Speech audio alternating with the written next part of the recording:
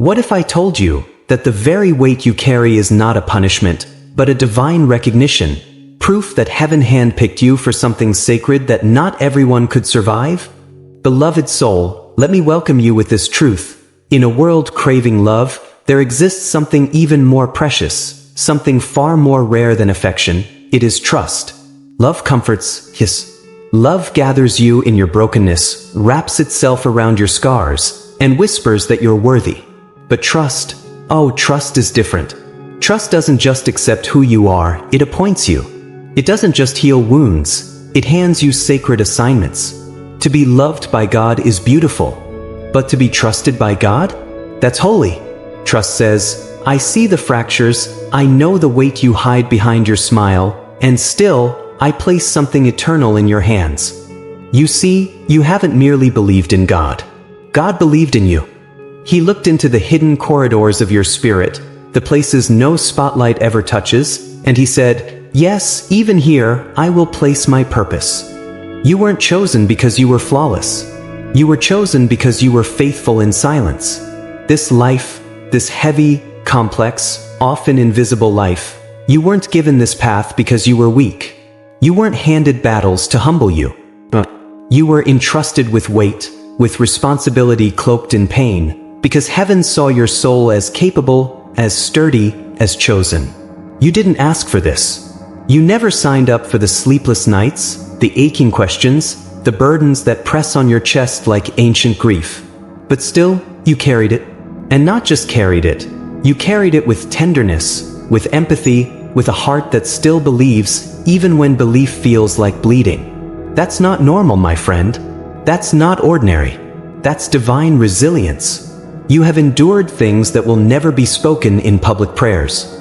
You've lifted weights no one even knew were crushing you. There were no witnesses, no applause, and still, you didn't collapse. You didn't grow cold. You chose to remain soft in a world that begs for hard hearts. But because you weren't surviving, you were stewarding. You were guarding sacred things. God didn't just call you to comfort, He called you to carry. And here's the mystery. The world thinks trust from God looks like visibility, like titles, like rewards, like miracles made public. But divine trust often looks like unseen endurance, like silent strength, like being the intercessor in the shadows. When the room filled with noise, you withdrew, not because you were shy, but because you were listening. You weren't retreating, you were receiving. When your smile faded, it wasn't sadness, it was reverence. Because you knew something sacred was happening behind the veil. You've walked through seasons where the only voice you heard was His. No confirmation, no signs, just the weight of trust on your spirit, and you still moved forward. You have been entrusted with things others would have dropped. And not because you're superior, but because you were surrendered. Your life may look quiet to others, but in the spirit, it roars. And let me tell you something only the trusted ones understand. Sometimes the most sacred assignments are the most invisible ones. The prayers that go unanswered for now. The grief that doesn't belong to a single moment but echoes through your lineage. The calling that costs you comfort. That's not just ministry. That's legacy. So if they ask why you're different, why you don't laugh as loud, why your eyes seem to carry ancient stories, why you love fiercely but guard deeply, it's because you've been handed something holy. You've learned to walk with reverence, to guard with gentleness, to endure with praise in your mouth even when your heart is breaking. And maybe you've never been told this, but you should have been. You are not ordinary. You are not overlooked. You are entrusted. He didn't just see your strength. He saw your softness. And He still said, this one. I choose this one to carry my trust. There comes a moment in your walk with Jesus, a sacred, silent turning point, where you make peace with invisibility, where you stop needing to be noticed by people because you've already been seen by the one who matters most. Jesus didn't miss a single moment. Not one tear you swallowed, not one breath you took instead of lashing out, not one time you sat in the quiet, hoping for a breakthrough while feeling nothing but the weight of waiting. He was watching when you could have retaliated but chose restraint instead. He saw when you were surrounded by misunderstanding and yet chose not to correct everyone just to clear your name. That's not weakness, that's kingdom-level strength. That's the kind of spiritual depth Jesus recognizes. He doesn't just look at the mountain you climbed, he remembers every step you didn't take when it wasn't time. That's what faith in him really looks like, not just trusting him with your outcome, but trusting him in your silence. And let's talk about those nights, those long, agonizing nights when you cried into the pillow, worshipped when it made no sense, and whispered, "Jesus, I still trust you," even when it felt like he wasn't answering. Heaven took notes. Jesus was moved not just by your faith but by your obedience when no one was clapping, when no one was cheering, and when your heart felt like it could shatter from carrying too much. What you've endured wasn't just a burden. It was a divine test of trust. You weren't just called to hold it all together. You were trusted to carry it with grace. And grace doesn't mean pretending it didn't hurt. It means you stayed soft in a hard world. You stayed kind in an unkind storm. You kept choosing mercy when bitterness would have felt more satisfying. And Jesus, the Lion and the Lamb, saw every time you walked into a room full of noise but kept your spirit quiet because you were anchored in him. Most people will never understand this kind of walk. They'll see the fruit, but they'll never understand the root system that grew beneath the surface. They'll admire the peace you carry but won't realize it was forged in fire. The calm they think is natural? It was carved into your soul by late-night prayer, by whispered surrender, by learning to breathe when the weight felt unbearable. But Jesus knew. Jesus counted every private act of courage. Every time you gave encouragement while your own heart was breaking. Every time you sowed peace into others even when your own soul was tired of the battle. That's the kind of quiet obedience the world doesn't applaud, but heaven crowns. Let me tell you, this next chapter of your life isn't a reward. It's a result. It's what happens when a soul chooses trust over triumph, when a heart remains loyal to Jesus even in the absence of signs and wonders. You weren't just being faithful, you were being formed. And now, without needing to knock, without needing to prove your worth, God is opening doors not because of your performance but because of your posture. You stayed steady when everything shook. You stayed loving when betrayal was easy. You stayed focused on Jesus when distraction called your name. And now, divine placement is unfolding. You don't have to hustle for it. You don't have to network for it. You don't even need to announce it. Heaven is placing you where trust is more valuable than title, where character is louder than charisma, where your very presence will be a holy disruption to the darkness. Jesus is not just recognizing your faith, he's revealing your function. This is more than a moment. This is a mantle. He's not elevating you for applause. He's positioning you for impact. And you need to hear this. What's coming doesn't look like promotion. It looks like purpose finally seen. It's not that you're stepping into something new. It's that the world is finally seeing what heaven always knew about you. You've been trusted with pain, and you handled it without letting it turn into poison. You've been given weight, and you carried it without letting it crush others. You've walked through rooms that drained your spirit, but you left light behind. And Jesus is saying, I saw it all. And now it's time. There's a shift happening, not just around you but through you. You're not just stepping forward, you're stepping up, into spaces that your wounds prepared you for, into rooms that need your healed voice, into assignments that your quiet years qualified you for. And when people look surprised, let them. Because you weren't invited by them, you were sent by Jesus himself. And that oil you carry, that sacred anointing that came from crushing, from pressing, from losing what you thought you needed, that oil is what the enemy tried to stop. He didn't attack you because you were weak.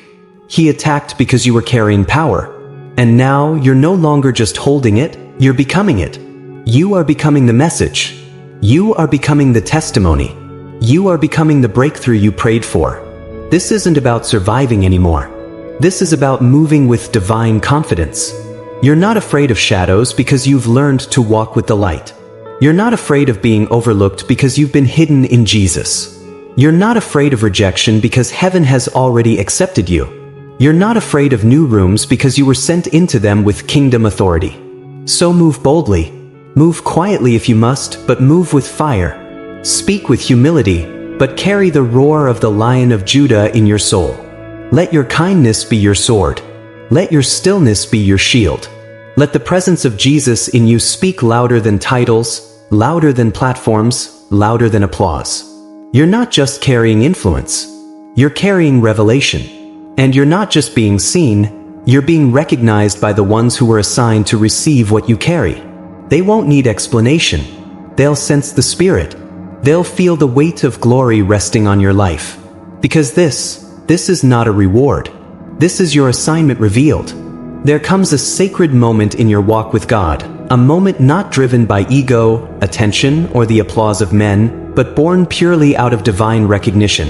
When heaven leans in and declares with certainty, this soul is ready for something greater. This vessel has been tested and can now be trusted. You didn't ask for this weight. You didn't chase this calling. But you heard the whisper of Jesus, gentle yet unmistakable, and you answered. And now, as you step deeper into your spiritual mantle, you don't do it with pride. You do it with holy reverence. You carry the fire not to be seen, but to illuminate. You walk in love, not to fix people who haven't opened their hearts to receive, but to reflect the love of Christ in a world desperate for authenticity. You speak only when the Holy Spirit moves your lips, and when you do, heaven echoes in your voice. You don't owe anyone an explanation for the depth in your gaze or the trembling in your prayers. The fire in your spirit isn't for entertainment, it's for transformation. And the reason some are unsettled in your presence isn't because you're too much, but because they've grown too comfortable living on the surface of their spirituality while you've been diving into the depths with Jesus, letting Him reshape your soul. You know why you're here. You understand the sacred weight of what you carry. And more importantly, the Lord knows it too. Every moment you've spent alone, every tear you've wept in secret, every time you chose holiness over popularity, heaven took notice. If lately you felt like eyes were on you, like your thoughts were being observed, like your spirit was being quietly measured, you weren't wrong.